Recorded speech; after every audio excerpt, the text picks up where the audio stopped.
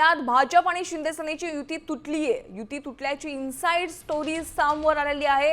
शिंदे सेनेकडून 15 नावं दिली, भाजपनं चर्चा त्यानंतर थांबवली आहे। तर 15 जणांची यादी आता सामच्या हाती लागलेली आहे। आपण ही या दृश्यांमध्ये पाहतोय, हीच ती 15 जणांची नावं आहेत।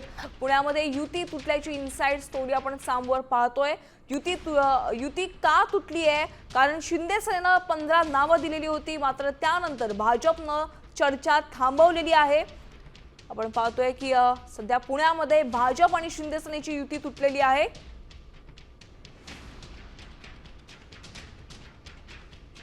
त्यामुळे आता पुण्यामध्ये भाजप स्वबळावर लढणार का असा प्रश्न देखील या क्षणाला उपस्थित होतोय।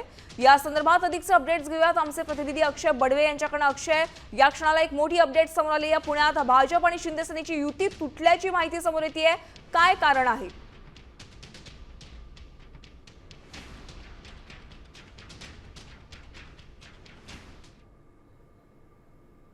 ठोस भूमिका आहे ती दोन्ही पक्षांकडून घेतलेली नसताना ही युती अबाधित राहावी याच्यासाठी अनेक प्रयत्न जे आहेत ते केले जात आहेत। आणि आपण जी आता यादी दाखवतोय ती शिवसेनेने भाजपला पाठवलेल्या 15 जागांची यादी आहे, ज्याच्यामध्ये आपण पाहिलं तर दंगेकर कुटुंबियांचे 2 तिकिटाची मागणी जी आहे ती शिवसेनेने भाजपकडे केली होती।